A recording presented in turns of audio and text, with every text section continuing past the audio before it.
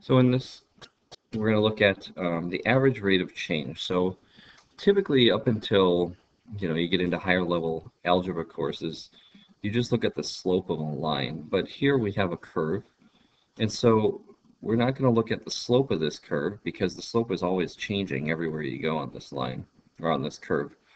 But what we're going to do is just kind of look at how is it changing, kind of like slope, from one point to the next. So we'll call this point here A. There's point A, and this looks like it's at negative 2, 2. So negative 2, comma 2. And then we'll say this is B, that's 3, negative 1.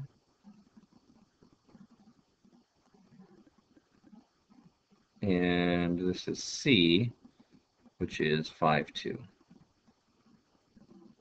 So let's look at the average rate of change over these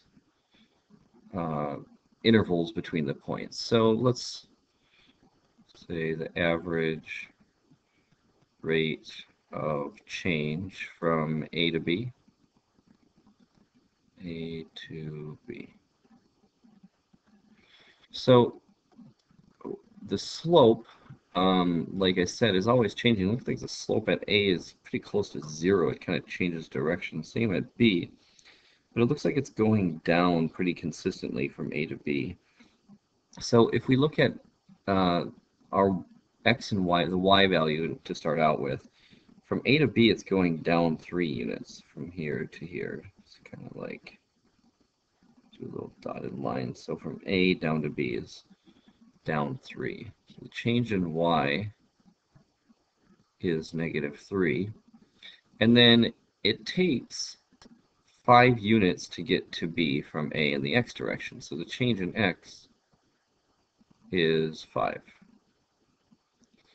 So the average rate of change is going to be about, well, not about, it's going to be negative 3/5 will be the average rate of change from A to B. So every time you head over 1 unit, it goes down about negative 3/5 or 0.6 units, and that would be like your average slope between the two. So fairly straightforward. Let's look at the average rate of change.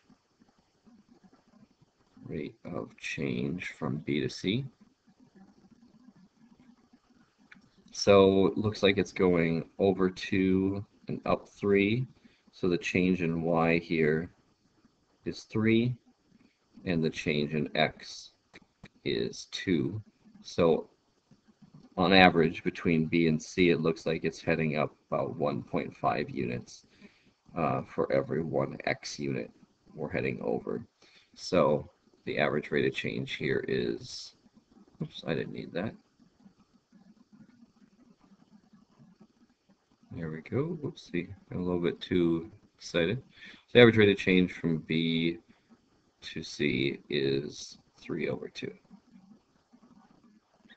If we look at from A to C here, the slope, if I could draw a straight line, of this from A to C is 0. So even though the slope is going down to B and then up to C, the average slope over this swath from A to C is 0. So the average rate of, goodness, my penmanship is putrid here.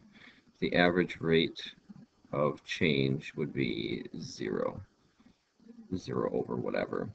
So you're just looking at pick 2 points on the curve and look at the slope between those 2 points, and that's essentially what you're doing for average rate of change.